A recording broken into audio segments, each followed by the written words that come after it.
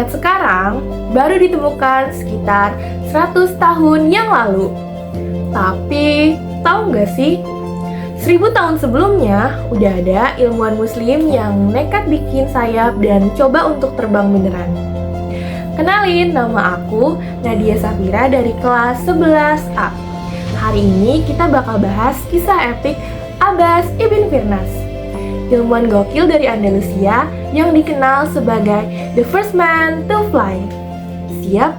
Yuk kita terbang bareng ke masa lalu.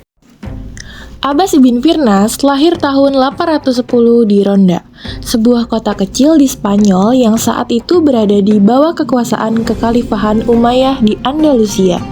Ia kemudian pindah dan besar di Cordoba, kota pusat peradaban Islam di Eropa saat itu. Cordoba dikenal sebagai pusat ilmu budaya dan seni, tempat berkumpulnya para ilmuwan, filsuf, dan seniman. Ibn Firnas tumbuh sebagai sosok multitalenta. Ia penyair, musisi, insinyur, astronom, hingga kimiawan.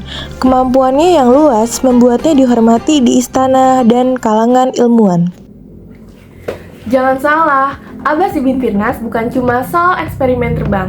Ia juga punya banyak karya ilmiah lainnya loh. Karya-karya lainnya, yang pertama, ia menciptakan jam air untuk mengukur waktu secara akurat.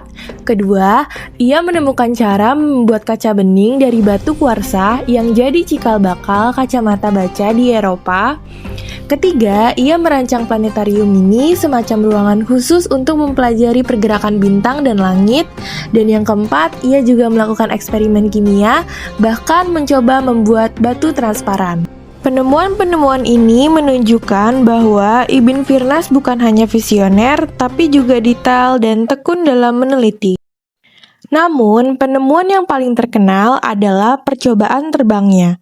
Terinspirasi dari cara burung mengepakkan sayap, Ibn Firnas membuat sayap dari kayu, kain sutra, dan bulu. Ia memakainya seperti kostum, lalu naik ke bukit tinggi di Cordoba di hadapan kerumunan besar.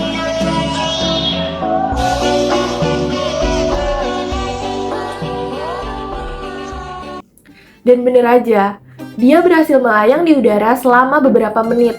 Bayangin, abad ke-9 udah ada orang yang berani coba kayak gini. Sayangnya, pendaratannya gagal. Ia jatuh cukup keras karena sayapnya tidak punya ekor untuk menjaga keseimbangan. Dari percobaan ini, ia menyimpulkan bahwa burung bisa terbang mulus karena ekornya berfungsi sebagai pengatur arah. Meski gagal sempurna, eksperimen ini dicatat sejarah sebagai upaya serius pertama manusia untuk terbang. Prinsip yang ia temukan tentang keseimbangan, arah, dan aerodinamika kelak jadi bagian penting dalam dunia penerbangan modern. Sejarawan Barat bahkan menyebutnya sebagai the first man to fly. Lebih dari 1000 tahun sebelum Wright bersaudara menerbangkan pesawat mereka, Ibn Firnas sudah mencoba meraih langit dengan sayap ciptaannya. Warisan itu membuktikan satu hal, mimpi bisa lebih dulu daripada teknologi. Pengaruh Abbas ibn Firnas tidak berhenti di Andalusia. Kisah dan catatan tentang eksperimennya menyebar ke berbagai pusat ilmu pengetahuan di dunia Islam, lalu menginspirasi generasi berikutnya di Eropa. Ia dianggap membuka pintu awal bagi kajian aerodinamika, jauh sebelum pesawat modern diciptakan. Bahkan beberapa peneliti menyebut, tanpa keberanian Ibn Firnas, mungkin manusia baru berani membayangkan terbang ratusan tahun kemudian. Dari Cordoba hingga dunia, warisannya jadi bukti bahwa mimpi seorang ilmuwan bisa menembus batas zaman. Nah, fun fact yang lebih kerennya lagi, namanya diabadikan jadi Bandara Abbas ibn Firnas di Irak. Dan ada patung megahnya di Baghdad.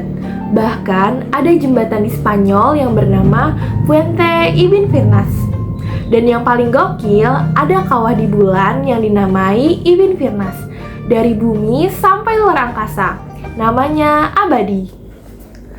Nah, dari kisah Abbas ibn Firnas tadi, kita belajar bahwa dari kegagalan, kita akan menemukan hal-hal baru yang bermanfaat untuk masa depan. Mimpi sebesar apapun layak untuk dicoba. Siapa sangka Mimpi seorang ilmuwan muslim di abad ke-9 bisa jadi langkah awal manusia untuk benar-benar terbang.